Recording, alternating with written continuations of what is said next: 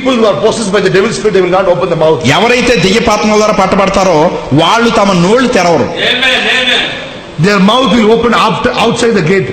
వాళ్ళ నోళ్ళు ఎప్పుడు తెరవబడతాయి అంటే గేట్ బయటకు వెళ్ళిన తర్వాత తెరవబడతాయి. Understanding? అదవుతుందా? When they come to church, they become saint. వాళ్ళ సంఘానికి వచ్చినప్పుడు పరిశుద్ధులుగా మారిపోతారు. I will not open my mouth. నేను నా నోరు తెరవను.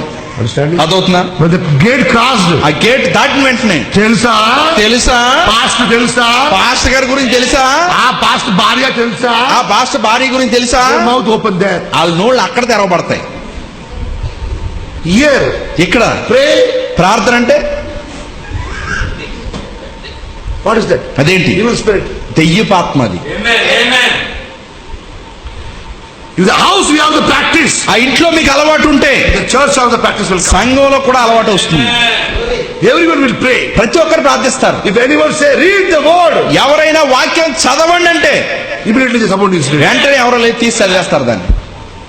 They know this word is here. వాళ్ళకి తెలిసి వాక్యం ఎక్కడ ఉందని. And the preacher said. పేతురు చెప్పిన When the preacher ఆ said, ప్రసంగికుడు చెప్పినప్పుడు immediately sister or brothers are reading. వెంటనే ఎవరో సహోదరుడు సహోదరి తీసి చదివేస్తారు. This is the beauty of the church. అదే సంఘం యొక్క సౌందర్యమై ఉంది. The building beauty is not a beauty. ఇదిగో మనం కట్టుకునే ఈ భవనం సౌందర్యం కాదు. Our prophet said. మన ప్రవక్త చెప్పారు The beauty of the church is the believers. సంఘం యొక్క సౌందర్యం ఎవరంటే ఆ సంఘంలో ఉన్న ప్రజలే అయ్యి ఉన్నారని.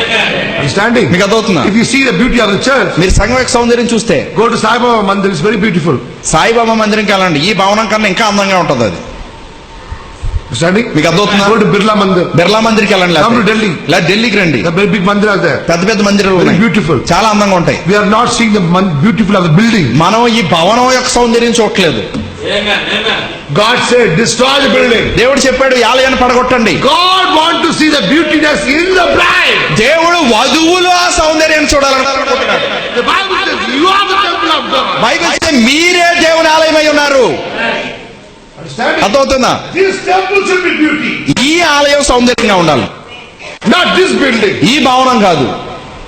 Understanding? అర్థమవుతుందా? Before every meeting, ప్రతి మీటింగ్ ముందు putting penal, అదో ఫినాయిల్ వేసి కడిగేసి, Lysol, లైజాల్ వేసి కడిగేసి, cleaning the church.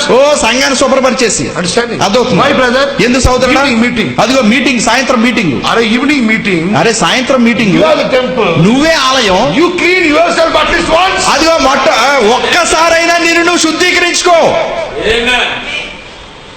You prayed once. నువ్వు ఒక్కసారైనా ప్రార్థించావా? You asked forgiveness, God, please wash me. అదిగో నువ్వు దేవునికి క్షమాపణ అడిగావా? ప్రభువా నన్ను శుద్ధీకరించావా? Wash me by your blood. నీ రక్తం ద్వారా నన్ను శుద్ధీకరించు. The temple washed. ఆలయం కడగబడుతుంది, Are you washed? కానీ నువ్వు కడగబడ్డావా? The Holy Ghost is not going to come and sit in these marbles. పరిశుద్ధాత్మ వచ్చి పాలరాత్రిలో కూర్చోట్లేదు. The Holy Ghost is coming and sitting in your heart. పరిశుద్ధాత్మ వచ్చి నీ హృదయాల్లో కూర్చోబోతుంది. Are you washed? మీరు కడగబడ్డారా? Marble is washed. ఈ పాలరా కడగబడుతుంది, Outside is washed. బయట కడగబడుతుంది. Building is painted. ఇదిగో ఈ బిల్డింగ్ పెయింట్ అయిపడుతుంది, Are you washed? కానీ మీరు కడగబడ్డారా? You are the real temple. మీరే నిజమైన ఆలయమై ఉన్నారు. Oh church, ఓ సంగమా, today morning, ఈ రోజు ఉదయం are you hearing the word of God? మీరు దేవుని యొక్క వాక్యాన్ని వింటున్నారా? When the family altar starts, ఆ కుటుంబ బలిపీఠం ప్రారంభమైనప్పుడు then the effect comes to church. అప్పుడు ఆ ప్రభావం అనేది సంఘంలోకి వస్తుంది. Understanding? అదవుతుందా? Every family every day praying and reading the Bible. అదిగో ప్రతి కుటుంబము ప్రతిరోజు ప్రార్థిస్తూ బైబిల్ చదువుతూ ఉంటారు When they ఆరాధనలో. come to church, వాళ్ళు అలాగే సంఘానికి వస్తే they come with a fire. వాళ్ళు ఆ మంటను తీసుకొస్తారు. This family will come with fire. ఈ కుటుంబం మంటతో వస్తుంది, That family come with ఆ fire. కుటుంబం మంటతో వస్తుంది. Everybody is coming with a fire. ప్రతి ఒక్కరు మంటతో వస్తారు. When all fire comes, అది ఆ మంట అంతా కలిసినప్పుడు how the church looks like? సంఘం ఎలా కనబడుతుంది? This much silent. ఎంత నిశ్శబ్దంగా ఉంటుందా? Like a mortuary. శవాల గదిలాగా. The Bible says dead bodies will not praise God. Bible చెప్తుంది శవాలు దేవుని ఆరాధించలేవు, But the living can worship God. కేవలం సజీవమైన వారు మాత్రమే దేవుని ఆరాధించగలరు. If everyone is filled with the Holy Ghost in this church, ఒకవేళ ఈ సంఘంలో ప్రతి ఒక్కరు పరిశుద్ధాత్మ ద్వారా నింపబడితే the atmosphere will be different, brother. వాతావరణం చాలా వేరుగా ఉంటుంది.